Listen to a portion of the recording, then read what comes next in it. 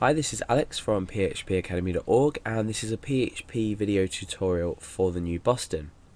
Now, in this tutorial I'm going to be demonstrating to you how we're going to connect to a MySQL database. In some of my previous tutorials we've gone through creating our database, which we've named a_database. We've also looked at privileges within inside, so I've explained that we've got our usernames here and everything.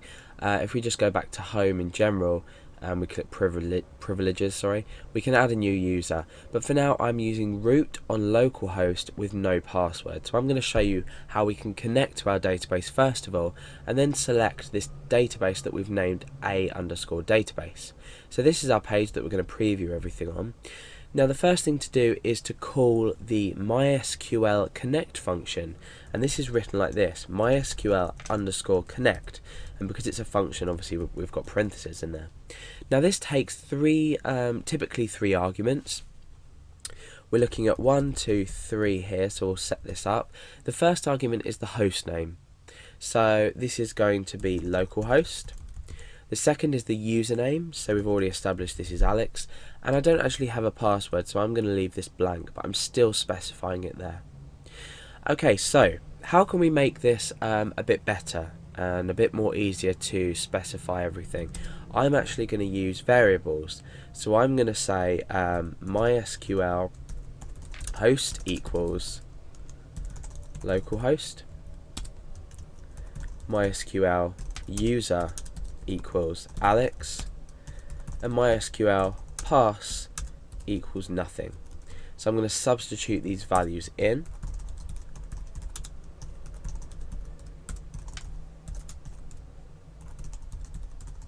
So it's taking the values that I've specified up there and then just popping them into this function.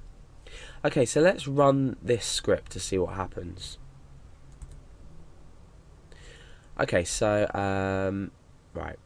Okay, sorry, yeah, the username is not Alex, it is root. Let's just pop back to our PHP myadmin and have a look at that. You can see that we've got the username of root there.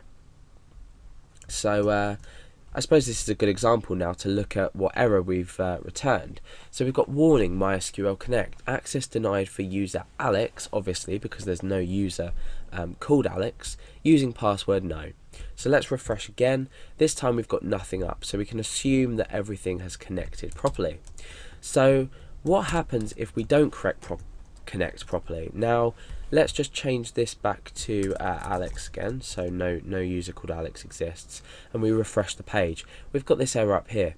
Now let's say we were running a live website and this error was returned to the user. This isn't the kind of error that we want to show to a user if we've incorrectly specified a username or password inside of our code. So what I'm going to do is at the end of this I'm going to use a logical operator OR, and remember this can be written like that with two horizontal lines, but I'm going to say OR, and after that I'm going to say die. So this either connects and doesn't return an error, or if it does return an error, we die and we can print our own error message out to the user.